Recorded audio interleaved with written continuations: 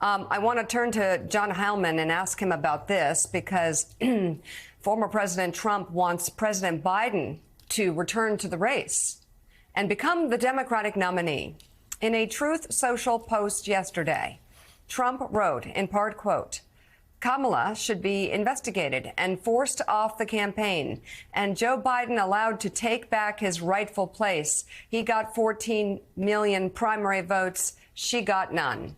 It all stems from the vice president's recent interview with 60 Minutes and Trump's false claims the program edited the sit-down to Harris's benefit. Those comments come after Trump backed out of a scheduled interview with the outlet due to 60 Minutes saying that they would indeed fact-check him and that CBS News would not issue an apology to him for his 2020 interview. And this is the thing. When you're choosing news sources, there are some that will check facts and make sure the facts are good and tell you if they've made a mistake in real time so that you understand the full context.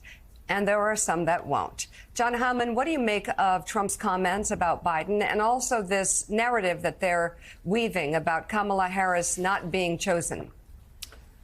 Well, Mika, I think any of us who have had the experience of visiting a elderly, failing relative or parent in like in an assisted living facility, you occasionally will find them and their fellow assisted living facility residents lost in reverie.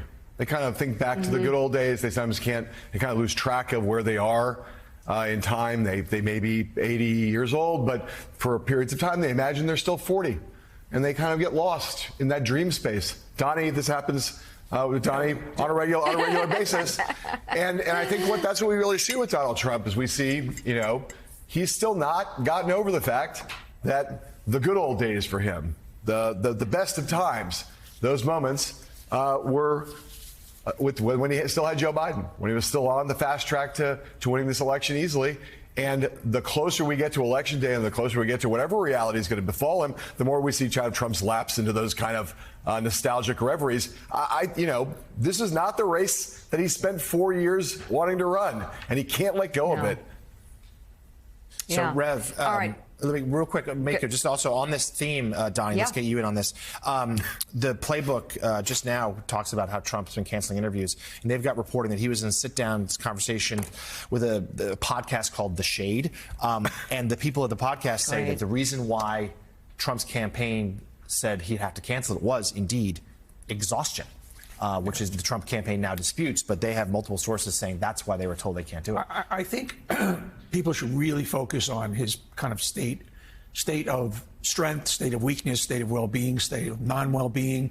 Something's off. Something is off. He's really, he's addicted to crowds. He's addicted to media, and he's pulling back. So they're seeing something internally, and they're feeling something, and I think the spotlight should be on that. I think it's been clear for those of us that have known and dealt with Donald Trump pro and con for years, that he is really, in many ways, not the Donald Trump that we fought or that we dealt with. No energy there, no sound bites that make sense. He's lost it, and I think that it's almost like pushing an old boxer back in the ring that he can't fight, but just tell him to hold on to the 10th round. And they're trying to make him hold on, and he just doesn't have it. He's sitting in the stool saying, I don't want to go back out there. I mean, last night his appearance at the Alfred E. Smith dinner was ridiculous. It was offensive, and it was way off the mark. And I think that him canceling The Shade is in many ways saying there's a shade on his whole campaign.